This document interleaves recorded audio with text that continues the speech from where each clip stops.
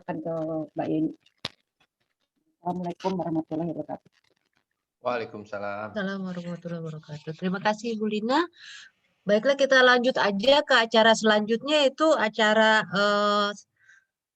sharing session ya, yang akan dibawakan oleh Bapak Dwi Joko Purwanto. Namun sebelumnya saya perkenalkan dulu kepada Pak Dwi Joko bahwa teman-teman di sini terdiri dari teman-teman Bapak Ibu dari role model yaitu Bapak Ibu senior leader, Pak Dadang, Ibu Lina, kemudian teman-teman dari culture agent, culture buster, juga ada perwakilan dari masing-masing unit di Telkominfo, dan juga ada rekan-rekan juga dari 10 regional yang di Indonesia.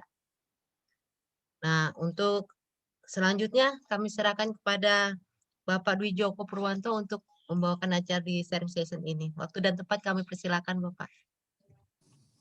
Ya. Baik Bu Yeni, alhamdulillah. Terima kasih. Bismillahirrahmanirrahim. Alhamdulillahirabbil alamin. Allahumma shalli ala Muhammad wa ala Muhammad.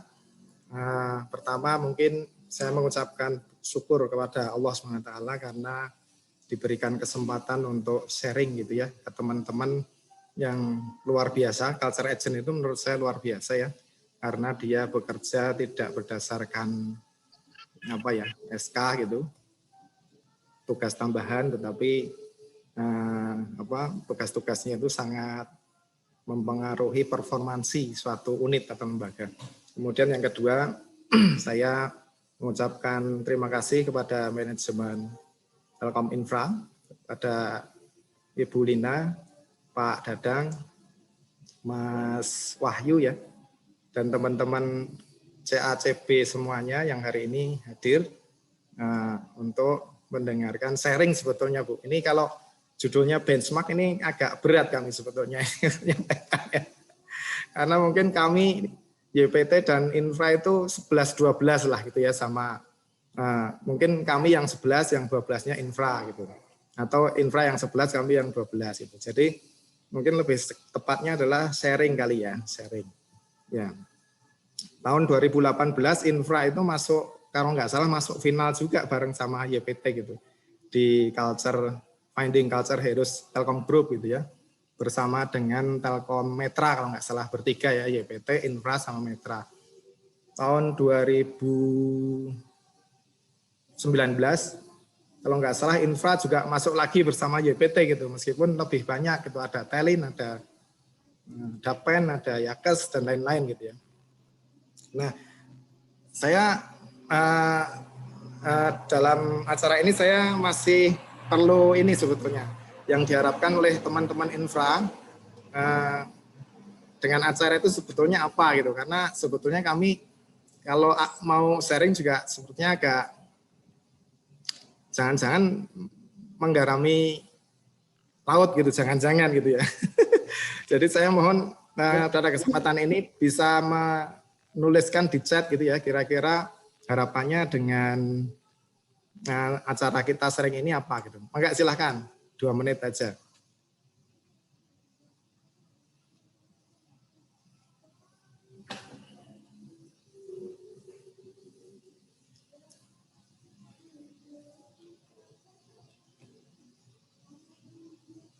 Belum ada nampaknya ya.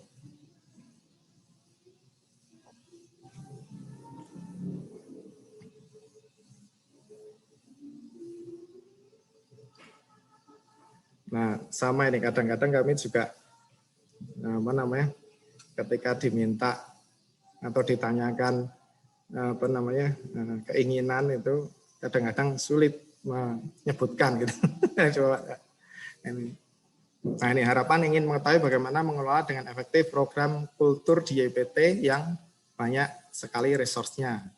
Ya, kemudian dari Pak Ihsan, program YPT yang paling berhasil merupakan budaya perusahaan yang sehingga berhasil apa saja.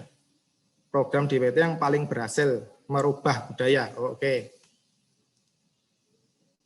Oke, mungkin dari 2 itu saya dulu ya. Jadi Bapak Ibu, sebelum saya mulai dengan materi presentasi, mungkin saya ingin sharing terkait dengan apa yang kami yakini selama ini ya di YPT gitu. Kami meyakini bahwa di setiap karena kami resource-nya adalah pendidik gitu ya. Jadi di setiap aktivitas kami itu sebetulnya selalu ada dua hal gitu.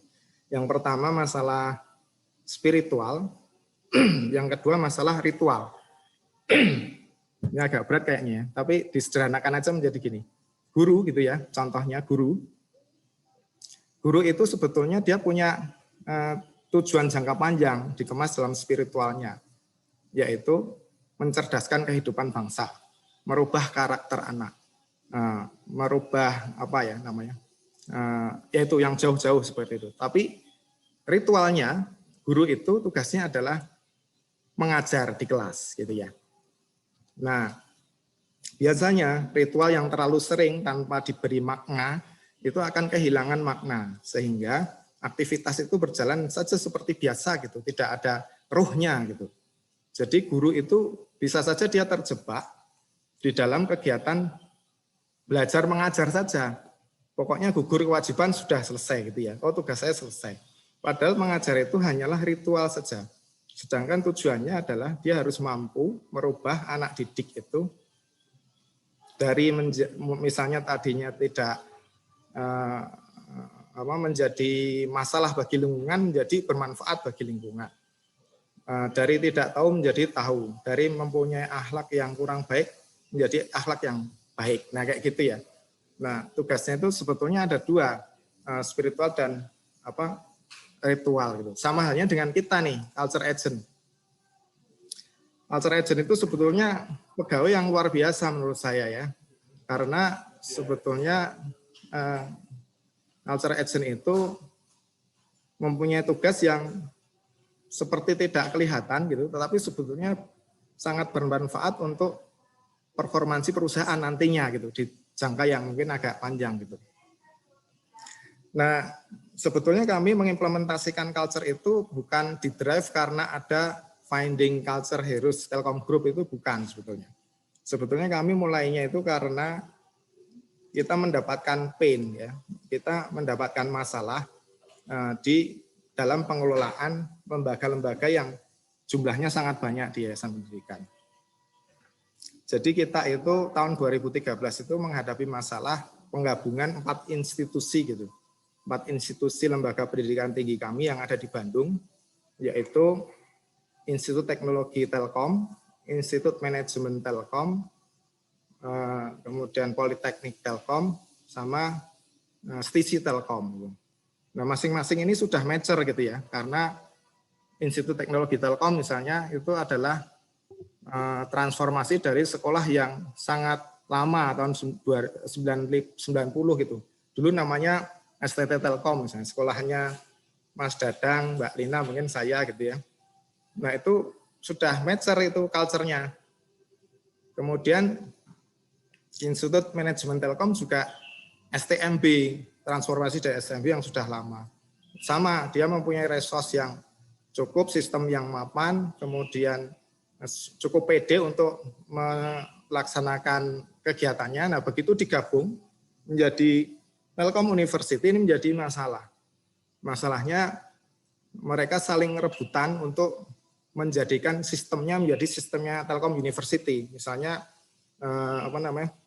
sistem manajemen pendidikan, ada Igrasias, ada Gamelan, ada itu saling beradu, tapi tidak disinergikan. Akibatnya memang pegawai-pegawai kami itu tidak harmoni sebetulnya waktu itu ya, tahun 2013. Kemudian tahun 2015 kami juga menghadapi pain yang dulu kita punya 2 yayasan, Yayasan Sandikara Putra Telkom itu untuk lembaga Dikdasmen, pendidikan dasar dan menengah, dari SD, TK, SMP, SMA, SMK gitu. Kemudian kita punya YPT, Yayasan Pendidikan Telkom, dari akademi, sekolah tinggi, institut gitu ya. Kemudian menjelma jadi universitas. Nah, itu juga masalah ketika digabungkan tahun 2015.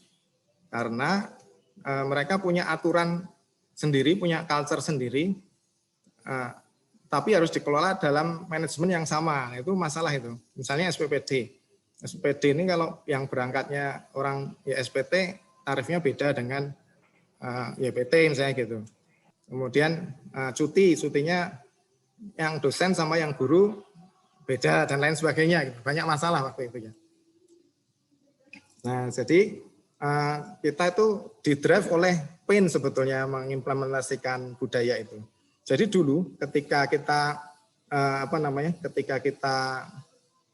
ketika kita masih belum ada culture ya di Telkom itu, kita mendefinisikan value yang harus sama itu adalah 3 gitu. Integrity, harmoni, dan excellence. Sudah itu aja.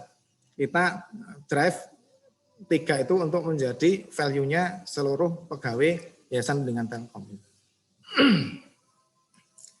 Nah, gitu ya kira-kira. Nah, jadi kenapa kita ini menjadi pegawai-pegawai yang menurut saya sangat mulia gitu, karena kita ini bertugas untuk merubah ya, menjadi culture agent itu merubah karakter pegawai kita sesuai dengan yang diinginkan. Misalnya kalau di YPT tadi misalnya integrity, harmoni, dan excellence. Nah, ini sebetulnya pekerjaan mulia karena dulu pekerjaan Nabi dan Rasul itu semuanya juga merubah akhlak gitu. Kalau saya misalnya agamanya Islam, mohon maaf saya mengambil referensi Islam gitu ya. Misalnya itu Rasulullah itu innamal bu'itsu li utamima makarimal akhlak. Jadi sebetulnya tugas utama dari Rasulullah diutus ke muka bumi ini Rasulullah Muhammad ya kalau saya Islam ya. Tapi kalau mohon maaf kalau ada agama yang lain, tapi saya kira sama. Jadi tujuan utamanya adalah untuk menyempurnakan akhlak.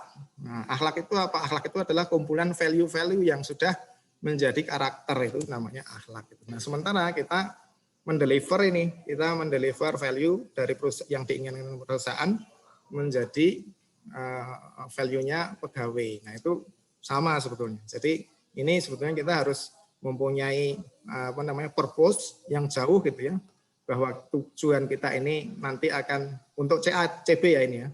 Tujuan kita bekerja ini mulia, akan mendapatkan reward yang tidak hanya diberikan oleh kantor tapi juga dalam masa yang panjang gitu, karena kita melaksanakan pekerjaan mulia.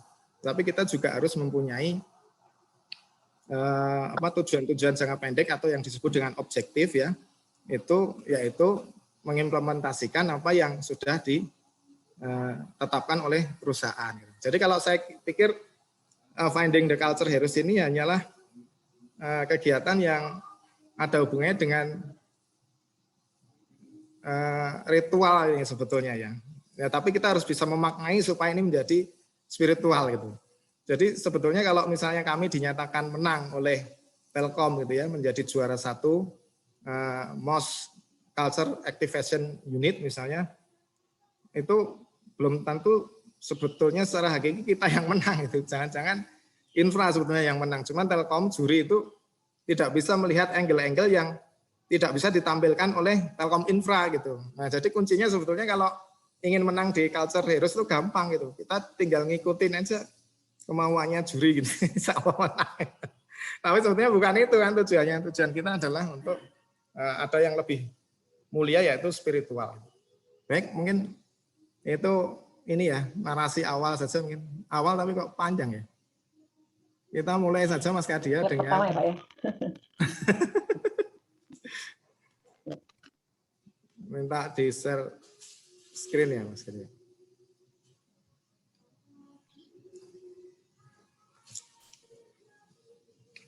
Nah, baik teman-teman, ini sebetulnya kami tidak menyiapkan materi khusus untuk sharing ini ya. Tapi ini sebetulnya materi yang kita sampaikan ketika kegiatan Finding the Telkom Group Culture Heroes itu tahun 2020 gitu. Nah, kebetulan kami juga menjadi juara bersama 2 anak perusahaan yang lain, tapi saya lupa itu 2 yang lainnya siapa gitu, tahun 2020 itu. Ya Mas, next Mas.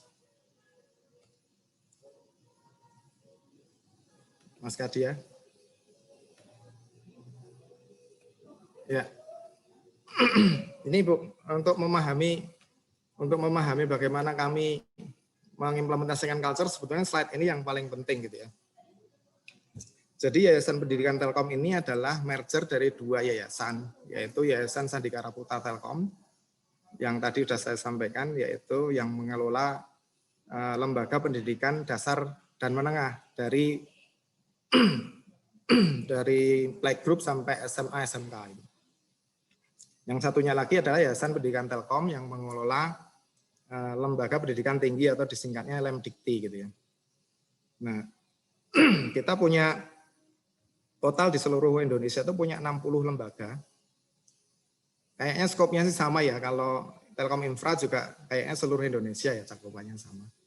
Ada di 23 provinsi dan ada di 38 kota.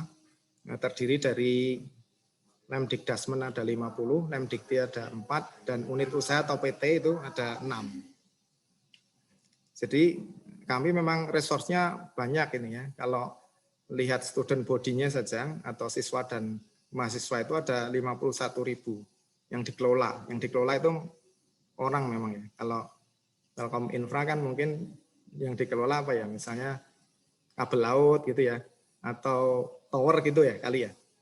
Iya Pak, submarine Pak, submarine. Submarine. Ya, Oh iya. Ya lebih banyak ke apa namanya, banyak pekerjaan infrastruktur yang keras sama top juga mulai ada sih Pak. Ah ya. Nah, submarine sebetulnya saya pernah ikut itu di tim pertamanya ketika kita mau keluar dari Syokma ya. Waktu itu saya masih di MSC itu saya bersama Pak Didi Arianto itu jadi tim pertama dari MSC, tapi habis itu nggak lanjut. Pak Didi yang lanjut. Submarine kabel. Nah, kalau di YPT itu 51.000 itu satuannya itu orang gitu. Satuannya orang. Jadi kita mengelola orang sebetulnya. Ini yang bukan pegawai ya, maksudnya ini customer. Kemudian ini terdiri dari Lemdikdasmen ada 15 ribuan, Lemdikti ada 35 ribuan. Nah, kalau dihitung alumninya itu sudah 100 ribuan. Antara Lemdikdasmen dan Lemdikti hampir-hampir sama lah gitu ya. Nah, untuk mengelola itu kami mempunyai 2.898 pegawai. Disebar menjadi apa? Di Lemdikdasmen ada 1.000, di Lemdikti ada 1.600, non Lemdik ada 126. Non Lemdik itu maksudnya yang anak perusahaan gitu ya, seperti unit bisnis itu kalau kita itu punya PT TPCC itu Telkom Professional Certification Center itu ya. Kemudian ada SIPUMA atau SPM sebetulnya itu bergerak di bidang development gitu, project pembangunan gitu ya. Kemudian BUT pengelolaan kawasan, Trangginas itu di outsourcing. Kita punya radio juga, Kilai dan Zura gitu, tapi cuma di Bandung. Sementara Lemdiktinya kita punya Telyu yang tadi merupakan gabungan dari 4 Lemdikti yang lain ya, IT Telkom, IM Telkom, Stisi Telkom sama Poltek Telkom. Nah, kita punya juga institut di tempat yang lain, di Purwokerto kita punya Institut Teknologi Telkom, Surabaya kita punya Institut Teknologi Telkom Surabaya, Akatel insya Allah ini mohon doanya kita mau jadikan juga menjadi Institut Teknologi Telkom Jakarta. Gitu. Mudah-mudahan segera terwujud. Lanjut Mas.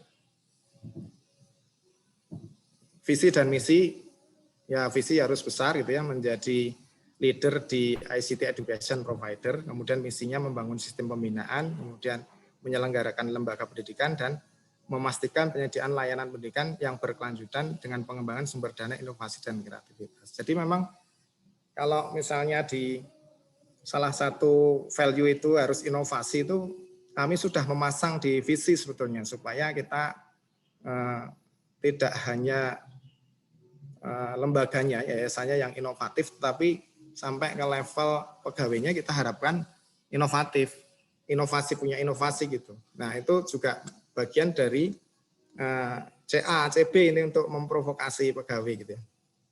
Ya selanjutnya Mas. Nah ini mungkin akan lebih menggambarkan diversity-nya pegawai kami ya. Tetapi advantage dari kami itu sebetulnya mengelola banyak Gen Y sebetulnya. Dari 2.800-an itu Gen Y kami itu 1.900 gitu. Mungkin sama ya dengan infra ya. Infra juga banyak Gen Y-nya kayaknya. 80% Pak kita Pak. Masya Allah. Ya, 80% Gen Y. Ya. Iya. Luar biasa. Sama ya kurang lebih sama. Bapak enggak ini ya. 1/3 ya Bapak ya. Iya. Pak 2/3 Gen Y. Iya. Kalau di kami meskipun banyak Gen Y-nya, kami belum berani seperti Mbak Laude itu ya. Masa kita memberikan izin kepada pegawai kita untuk ini belum bisa karena kita lembaga pendidikan regulated gitu, sangat regulated. Misalnya guru gitu, misalnya apa harus menyesuaikan memang menyesuaikan apa namanya budaya di lembaga pendidikan. Nah, karena kami lembaga pendidikan, kami juga mengelola sumber daya yang lumayan banyak Bu. Ini S3 kita ada 251, S2-nya ada 1126, S1-nya 1212. Dan prasarjananya ini ada 309. Kenapa masih ada prasarjana? Karena kami kan gabungan dari YSPT dan YPT, sehingga dulu yang mengelola lembaga pendidikan dasar dan menengah itu masih dimungkinkan D3 gitu ya. Nah, dari yang S3 251 ini kita sudah punya guru besar 4 ya. Nah, saya pakai, Mas Kadia bisa pakai ini enggak? Sorot. Nah, ini yang di bawah itu ada guru besar, lektor kepala, lektor, asisten. Nah, ini sebetulnya kalau ini informasi ke teman-teman gitu ya. Jadi sebetulnya lembaga kita, lembaga pendidikan itu karirnya itu bukan seperti di Telkom gitu. Kalau di Telkom kan karirnya itu struktural gitu ya. Nah, kalau di kita di lembaga pendidikan karirnya itu fungsional. Nah, nanti kita akan lihat bagaimana mengelola itu di belakang ya, nanti dimasukkan ke program kita juga. Gitu. Jadi kalau dosen itu jabatan fungsionalnya itu dari non CAD, kemudian naik menjadi asisten ahli, lektor kepala, guru besar itu. Guru besar itu maksudnya profesor gitu ya. Guru besar itu profesor. Nah, kalau guru itu ada juga non CAD, guru pertama, guru muda, guru madya, guru utama gitu. Nah, cuman kita belum ngeling nih ke dinas pendidikan karena untuk swasta memang pengelolaan Jafung guru ini tidak diakomodasi, jadi mereka hanya mengakomodasi yang pegawai negeri saja, sehingga kami kelola sendiri Jafung ini di internal. Sementara untuk yang Dikti ini sudah ngeling dengan Dikti, sehingga kalau kita sebutkan 4 guru besar di Telyu, maka di Dikti juga catatannya di Telyu punya 4 guru besar kayak gitu ya. Lektor misalnya 39 tersebar di ITTP, ITTS dan Telyu. Di Dikti juga nanti catatannya sama kayak gitu. Nah gitu, kemudian rasio wanita dan pria hampir sama, ini 47 dan 53%. Nah kita punya 3 profesi, profesi dosen, profesi guru, dan profesi penunjang akademik. Penunjang akademik ini artinya dia bukan guru dan bukan dosen. Oke Mas, next.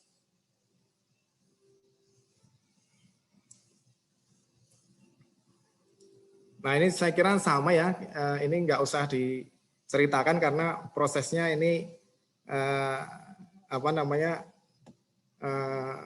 di drive dari Telkom gitu ya. Jadi pasti sama ini dari YPT dan Infra pasti sama. Diturunkan dari surat edaran Menteri, kemudian Telkom bikin core value akhlak, kemudian Telkom bikin panduan, kemudian panduannya diturunkan ke anak perusahaan dan afiliasi seperti kita. Kemudian kita ditugaskan untuk membuat perilaku core value akhlak. Nah, kita sinkronkan dengan Renstra. Renstra kita punya Renstra YPT yang terdiri dari dia gini. Kita itu punya core itu 2 ya. Core 2 itu maksudnya Direktorat Higher Education dan Direktorat Primary and Secondary Education. Nah, itu core kita. Sehingga Renstra kita akan banyak diwarnai dengan programnya Renstranya 2 direktorat itu. Nah, HC itu bagian dari support sebenarnya, direktorat support di General Affair. Nah, HC membuat master plan human capital untuk masa yang disesuaikan dengan Renstra. Nah, sehingga nanti kita evaluasi dari situ, muncullah nanti sebetulnya program value akhlak itu yang diinginkan dan sesuai dengan YPT itu seperti apa. Terus Mas.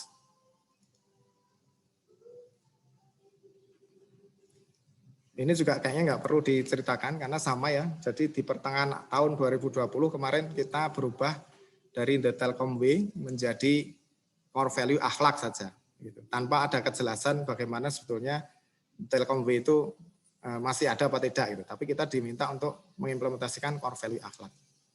Nah, karena ini kebutuhannya ritual, maka kita ikuti saja ritual itu. Tetapi jangan lupa untuk selalu memberikan makna di setiap kegiatan supaya kegiatan kita itu ada rohnya gitu ya, di-link-kan. Jadi kalau di Renstra itu selalu link-kan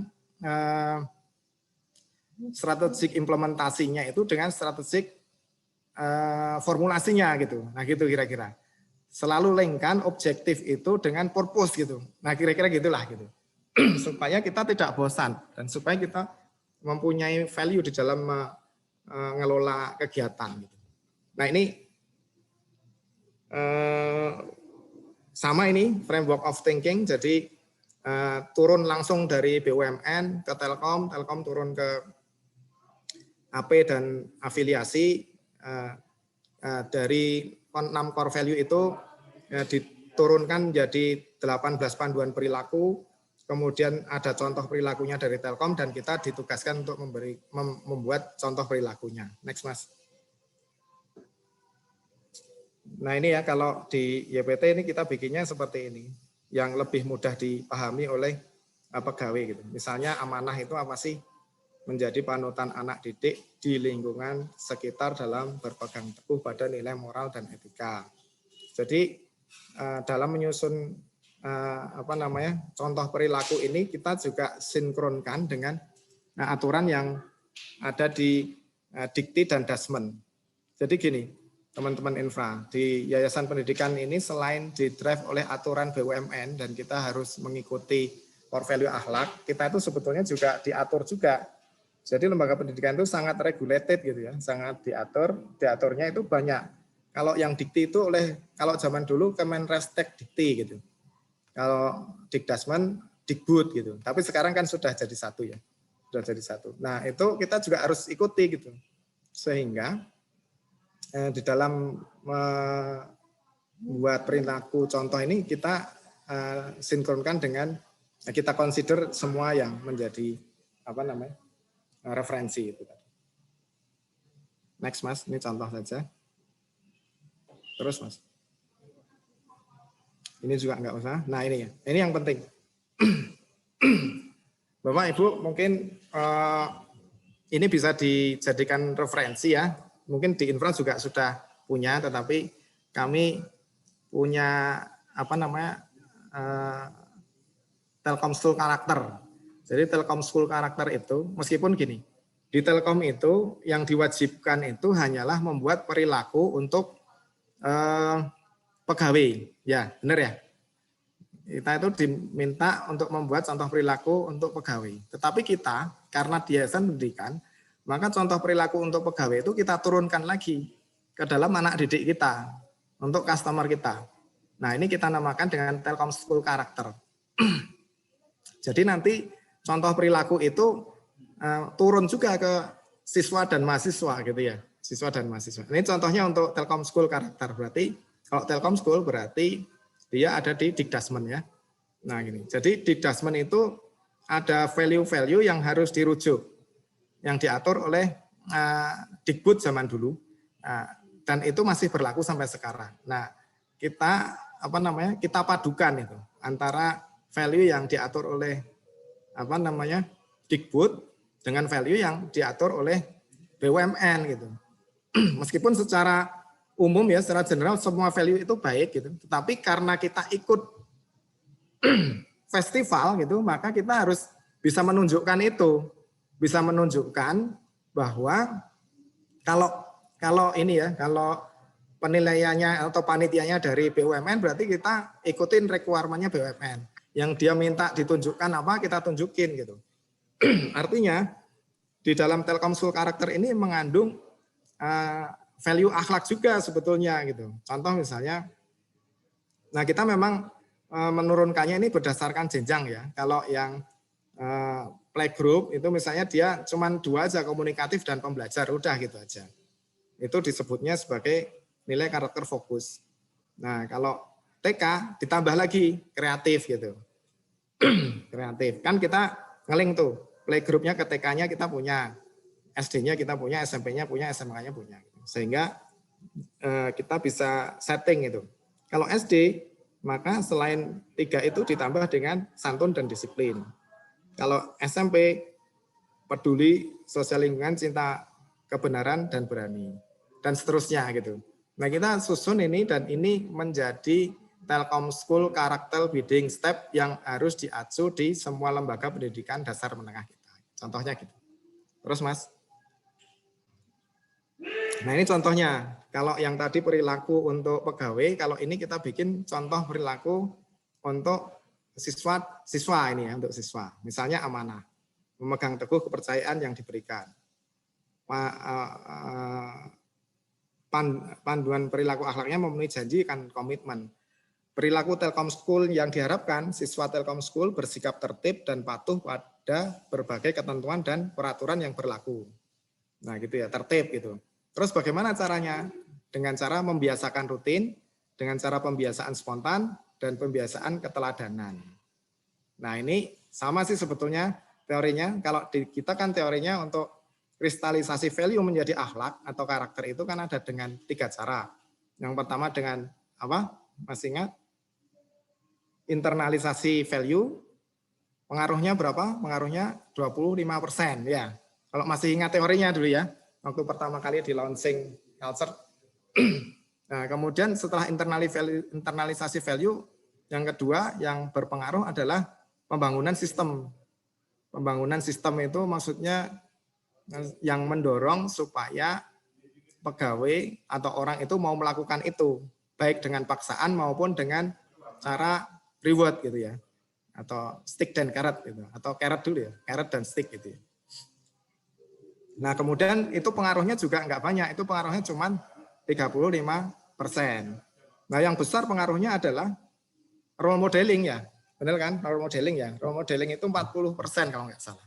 Nah ini juga kita acu juga, tetapi karena di pendidikan itu di bahasanya itu bukan bahasa apa namanya, bukan bahasa BUMN. Kalau bahasa BUMN tadi ada internalisasi value, ada pembangunan sistem yang mendukung dan role modeling. Kalau di apa namanya di lembaga pendidikan itu disebutnya sebagai pembiasaan rutin, pembiasaan spontan, dan pembiasaan keteladanan.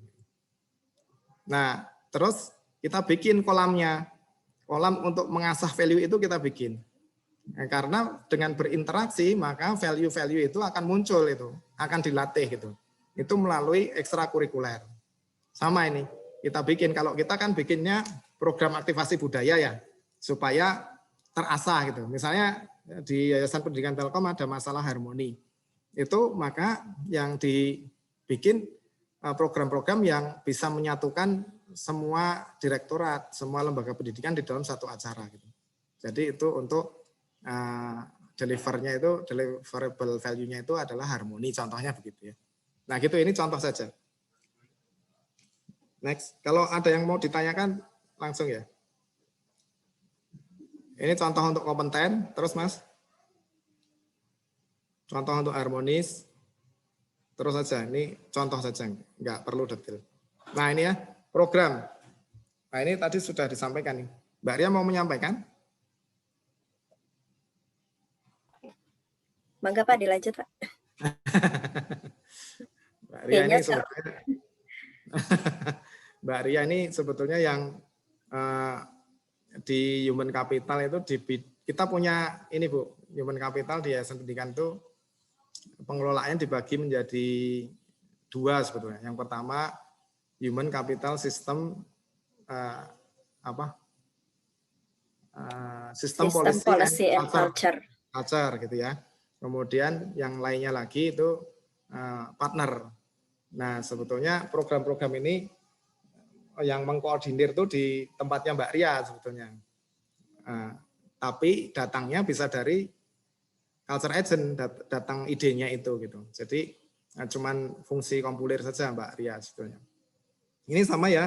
Ini juga saya yakin di Telkom Infra juga sudah menerapkan ini gitu. Ada role modeling, understanding and conviction ini yang internalisasi value tadi. Kemudian formal procedure system ini membuat sistemnya.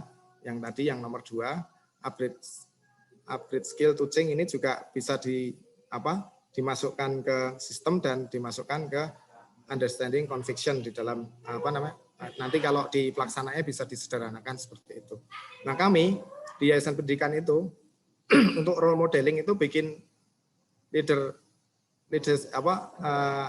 membuat ini leader as a role model itu dibikin selain dibikin SKDP-nya juga dibikin dibikin panduannya gitu. Kemudian penunjukan kepala lembaga pendidikan sebagai role model. Jadi nanti kalau di SMK berarti kepala sekolah SMK, kalau di SMP kepala sekolah SMP dan lain sebagainya. Itu sebagai change agent. Kalau role modelnya tetap dari ini ya, dari mana namanya? Dari top leader ya, ketua, kemudian para direktur direktur core yaitu HE dan PSE, kemudian direktur general support dan direktur digital transformation gitu. Nah, kemudian dibikinkan acara, role model itu dibikinkan acara. Memang ini harus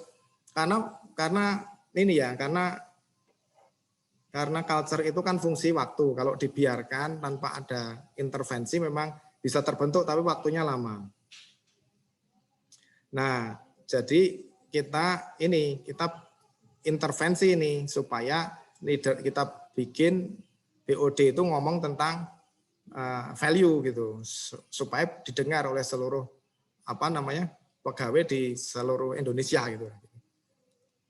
Kita bikin juga senior leader mengajar ke sekolah-sekolah, kemudian BOD turnaround dan lain-lain. Nah, kemudian untuk understanding conviction ini sama ya. Ada calendar of culture activation atau action, bikin artefak, bikin game, bikin inovasi festival, culture memogram, movement dan lain-lain. Untuk yang formal misalnya penetapan inovasi sebagai bagian dari evaluasi karir pegawai ini mungkin saya bisa ceritakan ya yang ini ya. Ini kayaknya perlu dicoba juga itu untuk teman-teman infra gitu ya. Jadi selama ini kami mengatur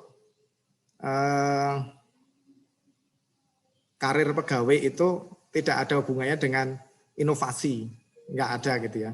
Nah, kemudian kami menginisiasi supaya inovasi menjadi syarat untuk naik level pegawai. Tapi tidak hanya inovasi sih, ada sertifikasi juga. Nah, itu waktunya agak panjang waktu itu untuk mengobrolkan ini ya, karena kan harus lengkap dengan skemanya, implementasinya nanti seperti apa gitu. Jadi ini kita bikinnya dari tahun 2017, kemudian baru selesainya di 2019 gitu. Jadi gini, kita itu untuk naik level karir itu kita zaman dulu itu mentok untuk TPA ya, untuk yang non guru dan dosen itu di TPA 1. Jadi misalnya dia mulainya TPA 7, 6, 5, 4, 3, 1. Nah, kalau misalnya TPA 1 itu dia sudah raih dalam waktu 5 tahun, maka sisa waktunya di YPT misalnya masih 20 tahun lagi. Itu kalau dia nggak duduk di dalam formasi struktural, maka dia ya akan di situ aja terus gitu, nggak kemana-mana gitu. Nah, kemudian kita rubah supaya struktur itu bukan karir, tapi dia penugasan. Jadi struktur itu bukan karir, sedangkan karirnya adalah yang tadi TPA, fungsional TPA gitu. Kita bikin seperti dosen. Kalau dosen kan ada non JAD, asisten ahli, lektor kepala, guru besar. Kita bikin juga yang sama untuk TPA. Nah kayak gitu. Terus syaratnya apa? Syaratnya kita kasih inovasi di dalamnya dan sertifikasi. Nah gitu. Itu juga sumbangan dari culture agent untuk sistem ya, pembangunan sistem di YPT gitu. Meskipun waktunya agak lama ya, 2 tahun gitu ya untuk membicarakan ini. Kemudian kita bikin culture policy, kita bikin kipas budaya reporting ke Telkom Group. Ini kaitannya dengan tadi apa namanya? Dengan kegiatan kompetisi ya, atau saya sebut dengan inilah ritual lah ini sebetulnya ya, bukan tujuan utama ya.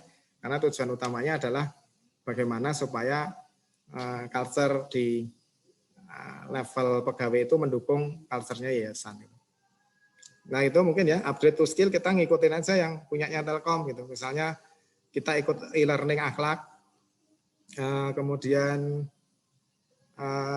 IDAT. Nah ini satu lagi IDAT ya. IDAT ini juga sumbangan dari culture. Jadi teman-teman di infra, kita itu kan punya tugas untuk culture agent itu ditugaskan untuk memprovokasi pegawai supaya mempunyai value inovatif gitu ya dan kreatif.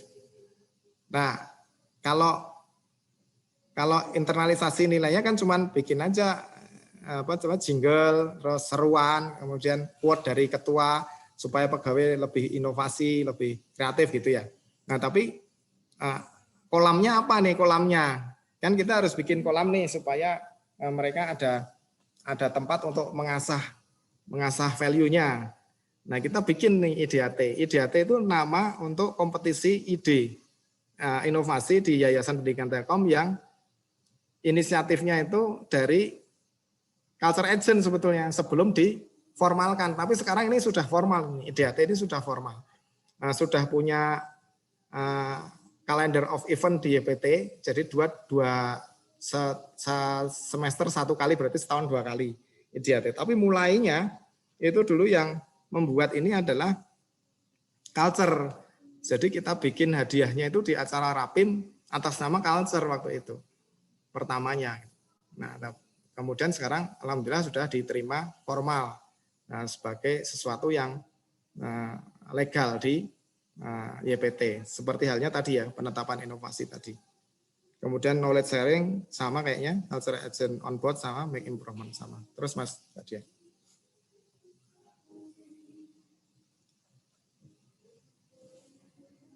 Kalau ini kayaknya sih evidence saja ya. Role model, coba next. Ini evidence saja. Next.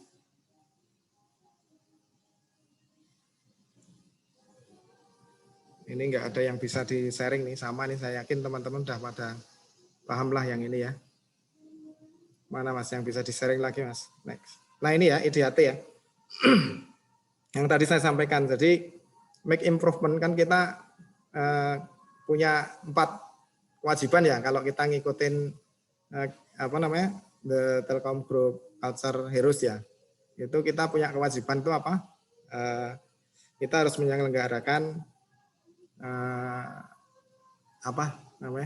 knowledge sharing, leader stock value, LTV, leader stock value, kemudian make sharing improvement, knowledge, make improvement sama movement kan harus ada 4 itu.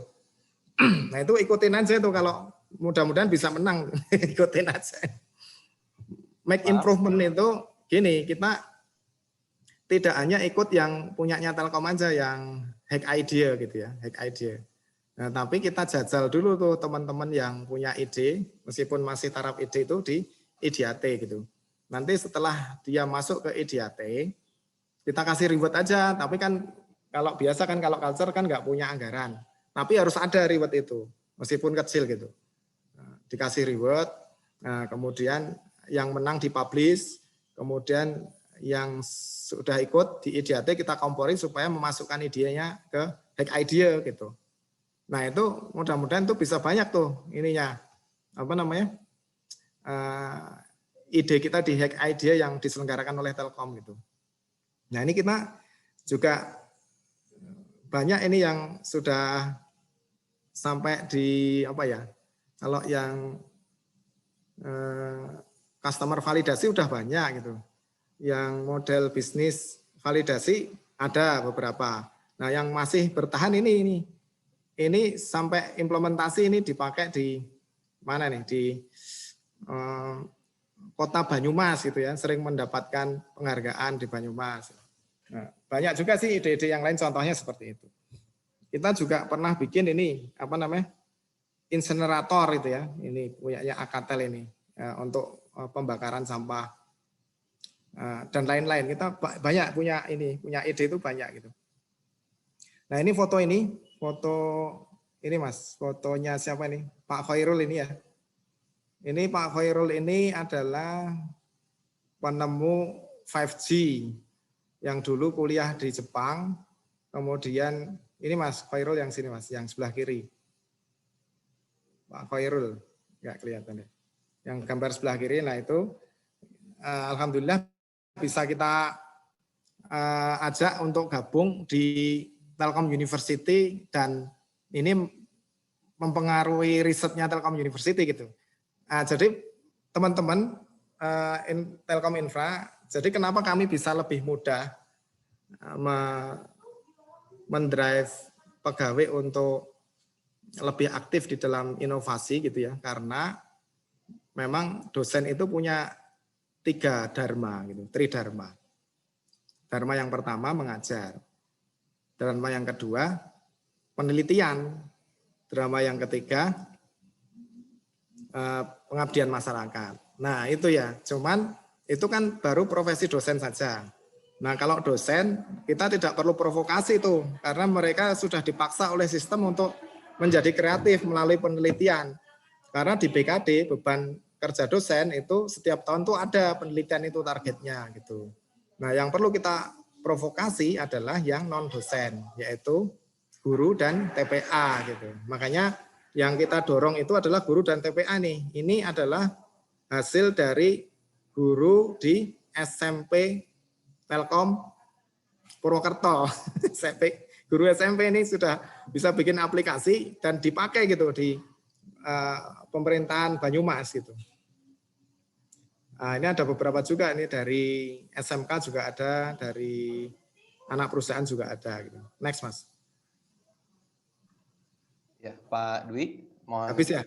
maaf, bisa mungkin dilanjutkan beberapa slide-nya, monggo. Nanti setelah ini ada sesi apa ya, tanya jawab atau diskusi sekitar 30 menit. Monggo Pak. Ya, ini saya kira nggak ada yang bisa di-sharing lagi ya, atau coba turun lagi Mas. Kalau ini sih sama kayaknya. Ini juga sama. Nah ini Pak yang tadi saya ceritakan. Ini aja sharing satu lagi nih. Mudah-mudahan bisa menginspirasi ya teman-teman di infra. Jadi Pak, untuk yang ini juga hasil dari culture ya ini ya.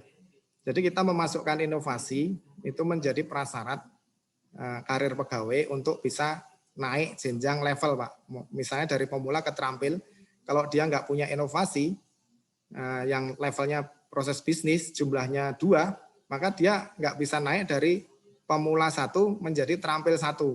Nah, gitu ya. Nah, atau misalnya sudah terampil pemula 3 ke terampil 1 nggak bisa. Atau dia sudah terampil 3. Kalau dia sudah terampil 3, maka dia harus punya inovasinya level implementasi 2 dan minimal 1 kali menjadi narasumber tingkat kota. Kalau dia nggak bisa, maka dia nggak bisa naik level atau berubah level dari terampil ke mahir. Nah gitu Pak caranya kalau yang dari pembangunan sistemnya. Tapi tentu saja ini agak harus melihat ini ya, harus melihat kondisi di masing-masing. Mungkin diimplementasikan di lembaga pendidikan, tapi mungkin akan sulit kalau implementasikan di bisnis gitu ya. Terus Mas, lanjut Mas. Ini contoh-contoh saja. Komunikasi enggak usah, terus lanjut. Impact-nya ya. Nah, impact-nya ini aja contoh nih. Misalnya employee engagement survey itu ternyata Pak 88,4 strive kita itu nilainya itu besar ya, 88,4. Memang kami meskipun lembaga pendidikan gajinya enggak besar, tetapi turnover kami itu kecil gitu ya. Nggak tahu kok mereka pada senang di YPT itu kenapa gitu. Tapi mudah-mudahan karena culture gitu ya, supaya kami juga culture-nya sesuai dengan mereka lah gitu ya, supaya apa namanya, kita sih berharap gitu supaya kita dapat cipratan pahala lah gitu. Nomornya kayak gitu. OHI kita di 2020 82,14 ini juga kategorinya sehat. Terus kalau ini penghargaan nggak usah. Nah, kita bikin aktivasi KOKA 2021. Terus Mas.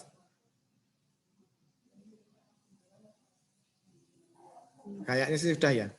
Udah itu. Mudah-mudahan ada yang bisa dimanfaatkan, menginspirasi teman-teman yang ada di Telkom Infra sehingga implementasi kita itu berjalan, dan yang paling penting adalah kita menjadi agen kebaikan sebetulnya ya, menjadi agen teman-teman kita menjadi baik gitulah. Itu sebenarnya yang diharapkan supaya kita bekerjanya semangat terus. Oh alam. Terima kasih Mas Wahyu. Ya, terima kasih Pak Wijoko. Kita sampaikan terima kasih ya. Mungkin beri aplaus dulu dari teman-teman untuk Pak Wijoko. Oke, Pak, mohon izin Pak. Tadi ada beberapa pertanyaan yang disampaikan oleh teman-teman. Izin saya bacakan ya Pak ya. Ini ada pertanyaan dari Pak Iksan, Pak Iksan Sugiarto. Nah, ini terkait dengan impact ini, Pak. Ini pertanyaannya ini program di YPT yang paling berhasil merubah budaya perusahaan sehingga berhasil. Mungkin maksudnya sehingga target dari value-nya YPT tadi itu bisa tercapai apa saja, Pak? Itu ada pertanyaan dari Pak Iksan. Ada 3, Pak. Sementara ini apakah saya bacakan satu-satu dulu? Dijawab ataukah saya bacakan? Satu-satu dulu aja ya, isi lupa. Ya. Ya Mas Edi. Ya, sebetulnya kalau yang kami kami evaluasi selama ini, program itu akan berimpact apabila role model kita itu support full gitu ya. Jadi memang antara culture agent dan role model itu harus sering ngobrol sih sebetulnya. Jadi begitu culture programnya itu di launching itu, kalau bisa itu ini diprovokasi teman-teman itu dengan himbauan dari role model yang paling tinggi. Misalnya kalau di YPT misalnya yang paling tinggi adalah ketua yayasan gitu ya. Nah itu kita harus drive dulu tuh, kita harus briefing dulu tuh ini culture role modelnya gitu. Pak, kita akan punya kegiatan misalnya IDAT. IDAT ini tujuannya Pak adalah untuk mendorong teman-teman mempunyai value inovatif dan kreatif. Nah, kita untuk latihannya kita sudah melakukan apa saja, diupdate itu role model. Kita sudah melakukan internalisasi value ke lembaga pendidikan. Kemudian kita hari ini akan membuat kolamnya untuk latihan mereka. Nah, mohon Bapak mau memberikan kalau ketua mau mau membuat nodin, mewajibkan itu lebih bagus gitu. Tetapi kalau bisa yang virtual juga dibikin gitu. Misalnya ada video yang ketua mengajak untuk semua pegawai itu berpartisipasi di program IDAT gitu ya. Meskipun itu belum jadi belum jadi calendar of event-nya YPT ya. Nah, jadi semua program itu menurut kami ada impact-nya gitu ya. Cuman kami memang tidak mengukur mana yang berimpact paling besar terkait yang berimpaknya paling besar itu yang mana gitu. Kami nggak mengukur. Yang satu-satunya yang kami ukur adalah yang ikut yang Telkom itu aja sih sebetulnya. Kalau zaman dulu entropi, kalau sekarang core value akhlak gitu ya. 2020 core value akhlak. Itu Mas, mungkin Mas. Ya. Ya, ini terima kasih Pak untuk pertanyaan dari Pak Iksan. Nah, selanjutnya yang kedua Pak, mohon izin membacakan. Ini dari Bu Lina ya. Bagaimana agar seluruh sendi organisasi bersama-sama bergerak dalam kegiatan CA. Nah, ini sangat menarik nih Pak. Soalnya resources di YPT ini ada 2.898. Nah, ini menggerakkan 2.800 lebih ini seperti apa dan memberi impact kepada student board-nya itu yang sampai 51.000 itu Pak. Ini kan luar biasa ya dalam mengorganisir. Nah, ini mungkin ada tipsnya mungkin seperti itu, bagaimana Pak? Silakan Pak. Iya, memang yang paling mudah itu drive-nya itu adalah melalui formal ya Mas ya, melalui formal. Jadi kami sadar itu bahwa formal itu bisa mendrive lebih besar dibandingkan hanya internalisasi value. Yang pertama kita membuat formal itu Mas, culture agent itu kita buat formal ya. Meskipun formalnya tidak seperti SK gitu ya, surat keputusan Dewan Pengurus gitu ya, misalnya seperti struktur organisasi gitu ya, kan misalnya human capital ada VP-nya, ada AVP-nya, kemudian ada officer, ada staff gitu. Enggak seperti itu, tapi formalnya minimal ada ketetapan dari ketua bahwa ada yang ditunjuk sebagai culture agent. Itu dulu pertama. Kami membuat itu untuk semua lembaga pendidikan. Jadi ada nodin yang ada SK malah ada SK Dewan Pengurus itu penetapan culture agent. Nah, itu kemudian culture agent kita bikin yang top leadernya di lembaga. Yang tadi saya sampaikan, kalau di SMP kepala sekolah SMP, kalau di SMA kepala sekolah SMA kayak gitu ya. Kalau di universitas enggak rektor bukan, tapi kita bikin yang di bawahnya rektor, misalnya wakil rektor bidang sumber daya atau direktur sumber daya. Kalau di lembaga pendidikan tinggi itu direktur tuh di bawahnya wakil rektor ya. Kalau di kita kan direktur tinggi, di sana di bawah wakil rektor, nah kayak gitu.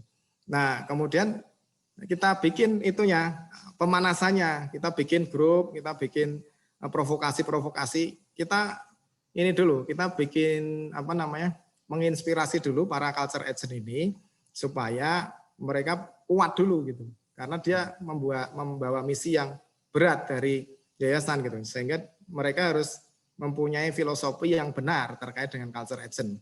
Makanya harus disentuh posisi yang paling dalam gitu ya. Ini pekerjaan ini adalah pekerjaan yang yang mulia gitu ya. Kemudian disadarkanlah tentang pekerjaan ini adalah pekerjaan yang tidak bisa diemban oleh siapa saja gitu. Terus ya nggak cukup itu sih, nggak cukup itu ya, kita tetap harus komunikasi, kita bikin provokasi di grup-grup mereka. Kalau ada acara culture kita undang, kalau ada meet and greet juga kita undang. Ini nanti jam siang ini ada meet and greet ini kami. Sebentar lagi dengan para culture agent. Dan kalau bisa pada saat meet and greet itu yang diundang itu top leadernya Mas. Kalau di kami ketua yayasan gitu, usahakan bisa hadir gitu. Usahakan bisa hadir. Nah, kemudian setelah itu, setelah ada program culture, mereka boleh Mas membuat sendiri SK terkait dengan culture agent dan culture booster di lembaganya masing-masing.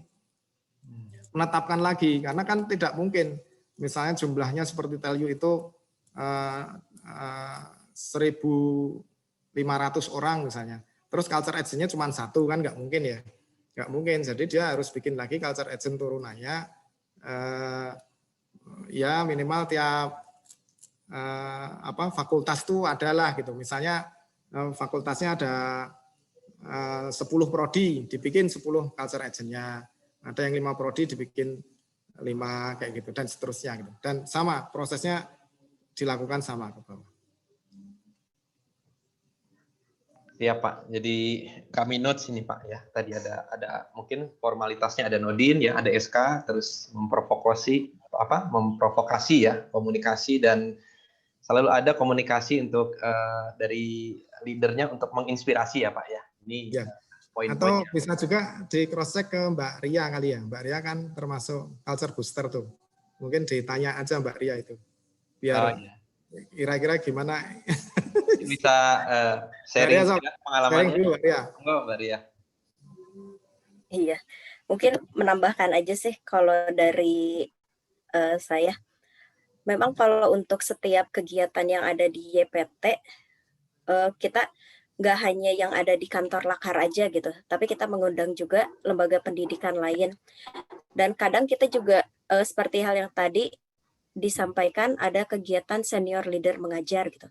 Jadi senior leader itu bukan hanya untuk pegawai, tapi juga untuk siswa mahasiswa juga diberikan gitu. Jadi untuk kayak yang tadi contoh perilaku akhlak pun bukan hanya untuk pegawainya saja gitu, tapi kepada siswa mahasiswanya pun nempel gitu core value-nya. Karena yang menyampaikan itu memang role model dari direktur higher education dan direktur primary and secondary education-nya gitu. Mungkin tambahannya itu aja sih, Pak. Iya, iya. Ini karena tadi kembali ke ini ya, kembali ke yang disampaikan oleh Pak Dijoko ya, bahwa yang paling efektif itu adalah role model itu ya Pak ya. Jadi sehingga pencerahan dari role model itu menjadi sangat penting untuk dilakukan. Oke. Terima kasih Mbak Ria untuk tambahannya. Mohon izin Pak, ini masih ada pertanyaan Pak. Merujuk tabel contoh perilaku core value ini dari Bu Lina Pak. Bagaimana cara penyusunannya dan bagaimana memastikan agar terinternalisasi ke seluruh karyawan gitu Pak. Jadi mungkin challenge-nya adalah kita sudah bisa membuat tabel contoh perilaku core value gitu. Nah, tapi ini bagaimana memastikan supaya itu tuh bisa terinternalisasi gitu. Mungkin mohon sharingnya Pak Dwi Joko. Ya, memang terima kasih Bu Lina, ini memang yang intinya itu sebetulnya. Intinya implementasi itu sebetulnya itu. Kita bikin program, nggak bisa diimplementasikan juga nggak akan berimpact gitu ya. Nah, kita bikin programnya itu harus harus sangat mengconsider apa yang ada di lembaga pendidikan kita. Sehingga contoh perilaku itu kita tidak susun sendiri sebetulnya. Kita meminta pendapat dari, kalau misalnya perilakunya untuk siswa sekolah dasar dan menengah, maka kita mengundang Direktorat Primary and Secondary Education. Kan di sana ada bidang strategisnya juga gitu ya, sehingga nanti akan sinkron dengan programnya lembaga pendidikan yang ada di bawahnya. Nah, kalimatnya kalau bisa kita sesuaikan juga dengan kebutuhan siswa. Jadi kita tidak boleh menggunakan kalimat-kalimat yang terlalu kompleks gitu ya. Harus yang sederhana gitu. Nah, tergantung dari ininya sih, memang kita mau kemana ini ya, yang akan kita sasar itu siapa. Nah, kemudian kalau itu sudah ditetapkan, sudah disepakati, ditetapkan Bu.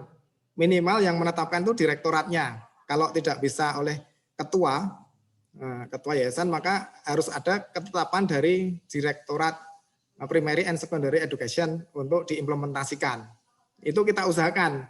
Culture agent-nya harus mengusahakan itu ada ketetapannya. Soalnya kalau nggak ada ketetapannya, percuma, itu nggak bisa jalan. Makanya culture agent itu selain di kantor yayasan juga ada di direktorat, juga ada tuh di Direktorat PSC itu kita tunjuk culture agent-nya siapa. Direktorat HE kita tunjuk siapa. Nah, nanti kalau misalnya kewalahan ya kita maju bareng. Bareng aja. Ini perlu Pak, ini value-nya seperti ini dan lain sebagainya. Nah, setelah ditetapkan itu lebih mudah. Setelah ditetapkan tinggal nendang aja ke lembaga pendidikan. Alhamdulillah kalau lembaga pendidikan dasar dan menengah itu manut-manut di kami itu ya. Jadi implementasinya itu agak mudah gitu. Memang yang punya ego akademik agak tinggi itu adalah di universitas Bu, dan di institut ya, karena mereka ada kebebasan akademik gitu ya, sehingga boleh ngomong apa saja asal di dalam gitu. Nah, ini juga harus pakai strategi kalau yang lembaga pendidikan tinggi. Jadi kita jangan main sendiri, tapi kita harus mendatangi lembaga pendidikan tingginya, apalagi sebesar Telyu ya. Kalau di kita mungkin Telkomselnya lah gitu ya. Kalau di Telkom itu Telyu itu Telkomsel lah gitu. Kan nggak mungkin Telkom itu mendikte Telkomsel, itu kan nggak mungkin ya.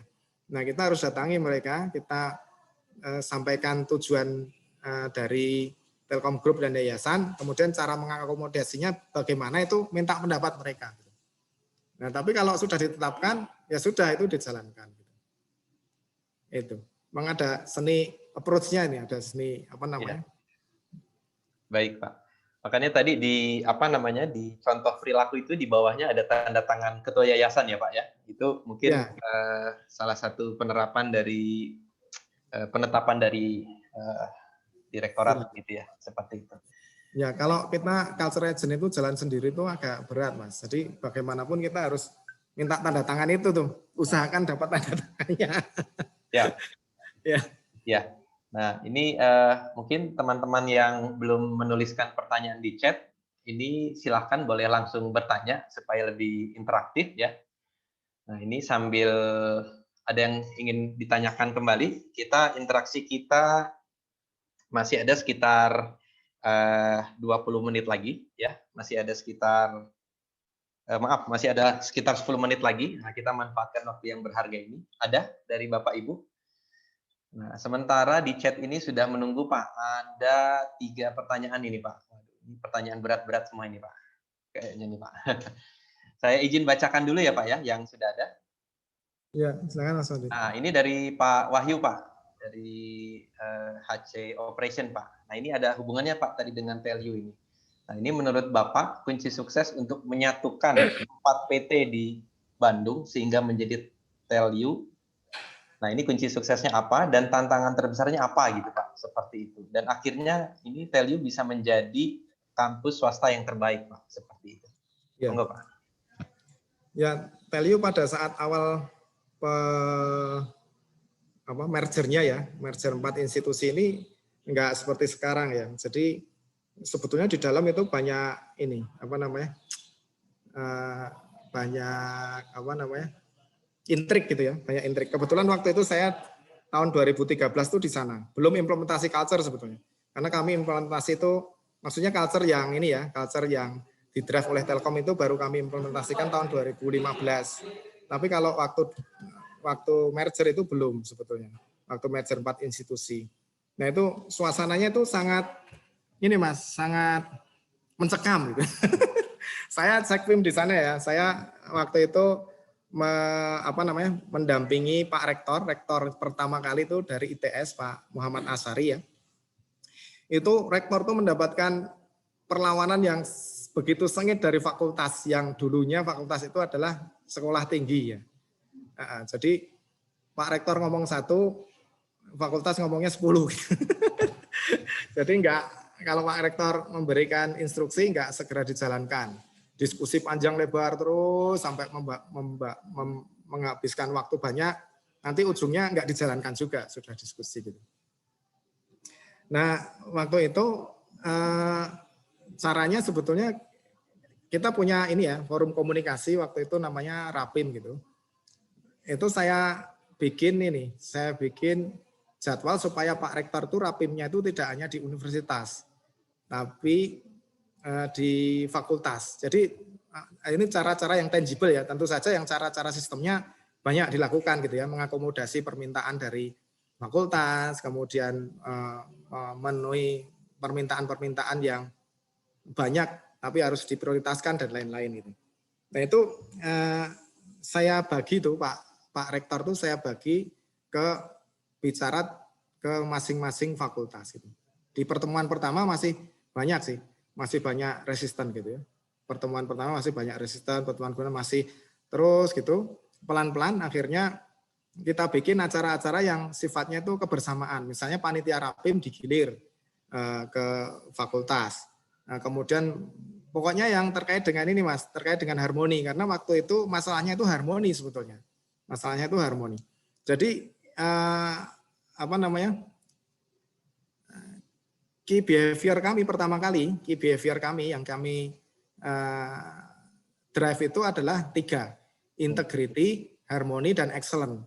Nah itu waktu-waktu di awal itu, integrity, harmoni, excellent. Jadi di awalnya itu bekerja itu harus berintegritas, tidak boleh berbohong, menipu, merugikan yayasan dan lembaga pendidikan. Kemudian di dalam bekerja harus bekerja sama dengan semua stakeholder. ke bawah, ke samping, ke atas, harmoni. Kemudian bekerjanya harus sungguh-sungguh supaya hasilnya itu yang terbaik gitu. Cuman 3 itu aja, integrity, harmoni, excellent. Kami nggak bikin yang panjang-panjang itu enggak. Pokoknya 3 itu aja. Kita sosialisasikan terus. Nah, kegiatannya yang tentu saja yang terkait dengan itu, Mas. Yang kegiatan culture-nya yang bisa memprovokasi kalah itu gitu. Nah, kunci yang sama sih, jawaban saya itu sebetulnya kuncinya itu sama. Jadi strong leader ya. Jadi Pak siapa namanya? Pak Rektor itu harus dibawa terus di dalam acara-acara yang sifatnya harmoni, dan keputusannya itu harus tetap nggak boleh berubah-ubah ketika diprotes oleh salah satu fakultas gitu ya. Nah, tapi keputusannya harus mengconsider semua stakeholder gitu. Nah itu jadi harus strong leader tuh, nggak boleh gampang bengkok itu waktu itu 2013 itu. Jadi memang Pak Asari kuat sih, orangnya kuat gitu ya. Pak Asari kuat. Alhamdulillah kami punya rektor pertama itu Pak Asari gitu. Soalnya kalau enggak juga hantam sana, tapi ini kayaknya agak berat juga. Itu Mas, tapi jadi kunci jawabannya adalah tetap yang itu, leadernya dulu pertama kali. Ya. Terima kasih Pak. Ini masih ada 2 pertanyaan lagi Pak, mohon izin. Ini dari Pak Margono Pak, dari HC Strategi Telkom Infra. Ini Pak Dwi, bagaimana memperkuat culture dalam perusahaan sehingga dapat berdampak baik pada pencapaian performansi Pak? Seperti itu. Monggo Pak. Ya, culture-nya tentu saja harus didefinisikan dulu ya Pak ya. Maksudnya performansi ini nanti banyak membutuhkan value apa gitu. Jadi yang akan kita kuatkan tuh sebetulnya value apa, dan itu harus diputuskan oleh senior leader untuk mencapai performansi yang ini kita perlu value ini. Culture Agent tolong bikin program yang membentuk bisa mengkristalisasi value ini menjadi karakter pegawai, yaitu value-nya ini gitu. Ditetapkan dulu Pak. Nanti baru setelah value-nya ditetapkan kita bikin programnya yang kira-kira berdampak ke situ gitu. Misalnya kalau tadi terkait dengan excellent, ya bikin program yang banyak reward untuk yang performanya bagus gitu, dibanyakin. Kalau yang harmoni, bikin acara kebersamaan yang meniadakan silo dan level gitu. Kalau integrity, ya bikin acara-acara yang menginspirasi terkait dengan integritas itu, dan dibikin sistem yang ketat terkait dengan integritas. Kalau di lembaga pendidikan mencontek itu kita bikin sebagai pelanggaran berat Pak. Di mana di institusi pendidikan mencontek itu kita bikin sebagai aturan pelanggaran berat, sehingga ada kemungkinan sanksinya adalah dikeluarkan.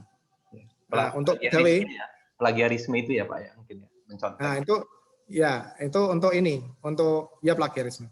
Kalau untuk pegawai sama Pak, itu bisa ditunda ditunda jafungnya, bisa diturunkan dan lain sebagainya.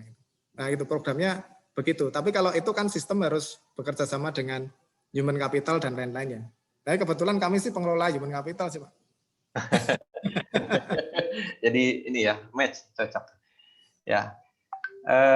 Sebelum saya membacakan pertanyaan terakhir dari Pak El Hazri ini, kira-kira teman-teman ada yang ingin ditanyakan mungkin kepada Pak Dwi Joko? Ini luar biasa ini, mulai dari awal sampai akhir intensitas diskusinya itu tidak jeda gini. Ada teman-teman? Satu pertanyaan mungkin? Kalau ada mungkin dari RO, mungkin dari regional atau dari kantor pusat? Ada teman-teman? Oke, Pak, kita lanjut di pertanyaan yang terakhir ya Pak ya. Ini di akhir sesi kita, nampaknya nanti sebelum kami serahkan kembali ke moderator ini. Ini ada pertanyaan dari Bang El Hazri. Ini dia expert PM ini. Pak Dwi Joko, seberapa besar dukungan jajaran pimpinan internal YPT terhadap program culture gitu? besar dukungannya itu seperti apa Pak supaya bisa berhasil? Monggo Pak, terima kasih. Ya, dulu ketika kami mengimplementasikan integrity Pak, kita bikin, ini contoh aja ya biar bisa dibayangkan gitu ya. Kita bikin presensi itu adalah yang tangible Pak. Kita pakai long RFID, produksinya BTP ya, Bandung Teknopark itu di bawahnya kami Pak, di bawahnya Yayasan Pendidikan Telkom. Kita bikin presensi yang bisa pakai long RFID. Jadi kalau kita berjalan di depan absen, nggak perlu tap, itu sudah di mana? Sudah dideteksi. Nah, kemudian muncul di layar. Nah, kalau dia terlambat datang itu merah Pak warnanya. Meskipun 1 detik ya. Misalnya jam 8:01 itu ini merah warna absennya. Nah, itu Pak Ketua kami itu komitmen Pak. Dia nggak boleh pernah merah gitu. Tapi bukan berarti dia ini ya, karpetnya dibawa sama apa namanya, sama cleaning service itu bukan ya. Memang beliau datangnya paling pagi. Dia datangnya itu sekitar jam 6, setengah 7 itu sudah present duluan gitu. Nah memang berat sih Pak ininya. Jadi komitmen apa namanya, komitmen role model itu berat gitu. Tapi untungnya itu memahami gitu ya. Untungnya role model kita waktu itu Pak Dwi S. Purnomo itu memahami. Sehingga beliau itu memberikan contoh duluan sebelum memberikan perintah gitu. Jadi kalau nanti berkunjung ke YPT Pak, nanti lihat Pak di depan kantor YPT yang di mana? Yang di Cisanggarung itu ada layar presensi Pak. Jadi nanti muncul itu nama-nama yang terlambat siapa. Nah datanya nanti kalau dilihat itu waktu itu Pak DSP itu nggak pernah nomor 2 aja kayaknya jarang sih. Nomor 2 atau nomor 3 jarang. Pasti dia nomor 1 itu Pak. DSP itu nomor 1 karena memang ingin memberikan contoh itu sebetulnya beliau. Role model ya. Ya, sebetulnya saya memberikan cerita ini ingin menyampaikan bahwa role model kami itu alhamdulillah waktu itu sangat support terkait dengan program budaya gitu. Oke, baik. Ini waktunya saya kira sudah sesuai dengan yang diberikan oleh panitia. Ini kami sangat berterima kasih Pak kepada tim dari YPT, kepada Pak Dwi Joko yang kami hormati, kepada Mbak Ria, kepada Mas Kadia, luar biasa atas sharingnya. Mudah-mudahan ini menjadi inspirasi bagi kami dan menjadi amal baik bagi teman-teman YPT. Mudah-mudahan diskusinya tidak sampai di sini saja Pak, mungkin nanti ada diskusi-diskusi kecil lainnya seperti itu. Saya dari moderator acara ini mengucapkan terima kasih dan kami menyampaikan penghargaan yang sebesar-besarnya. Mungkin demikian kami kembalikan kepada Mbak Yeni sebagai MC-nya untuk menutup acara ini. Billahi taufiq wal hidayah. Assalamualaikum warahmatullahi wabarakatuh dan semangat pagi. Pagi. Assalamualaikum warahmatullahi wabarakatuh. Terima kasih pada Pak Wandi untuk sesi tanya jawabnya. Semoga dari sesi ini dapat tanya jawab ini dapat bermanfaat dan diterapkan oleh masing-masing para culture agent atau culture booster Telkom Infra. Dan tibalah juga kita di penghujung acara, kami para culture agent dan culture booster Telkom Infra mengucapkan terima kasih banyak kepada tim YPT, terkhusus kepada Bapak Dwi Joko Purwanto yang sudah meluangkan waktunya untuk berbagi materi terkait benchmarking culture activation ini kepada kami dan kepada Bapak, Ibu, dan rekan-rekan semua yang sudah meluangkan waktunya untuk ikut partisipasi dalam acara sharing session ini. Kami ucapkan terima kasih. Baiklah, demikian kita tutup aja Bapak Ibu. Foto bersama ya Mbak. Oh ya, siap. Dibuka semua layarnya. Kita foto bersama dulu ya teman-teman. Buka dulu ininya.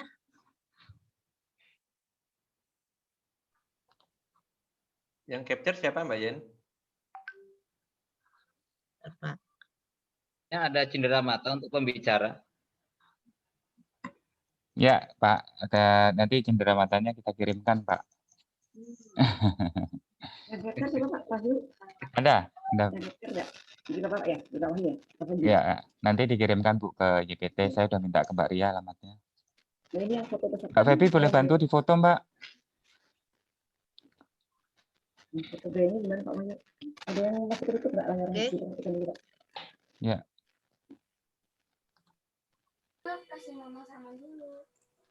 Ada foto ya Pak ya? Ya, kalau Mbak Yeni di foto ya. Ya bebas atau gaya apa?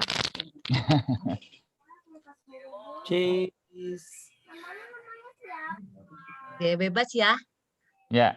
Saya hitung ya. 1, 2, 3. Ya.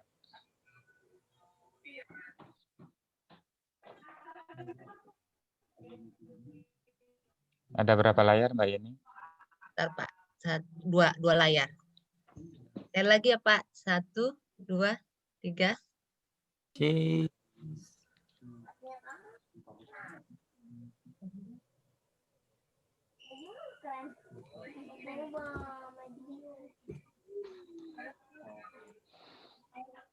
Udah, gaya apa lagi nih Pak? Sudah, silakan. Udah, oh ya udah. Oke. Ya, ya semangat ya, Mas Redsen ya, karena ini Ya. Terima kasih Pak. Terima kasih Pak Joko. Baik, Pak. Oke. Luar biasa. Demikian kita akhiri acara Bapak. Demikianlah Bapak Ibu dan rekan-rekan semua. Acara sharing session kita yang diselenggarakan kita kali ini telah berakhir. Kami mengucapkan terima kasih kepada seluruh pihak yang telah bersedia membantu pelaksanaan kegiatan ini sehingga berlangsung dengan lancar. Akhir kata, wassalamualaikum warahmatullahi wabarakatuh dan semangat pagi. Pagi.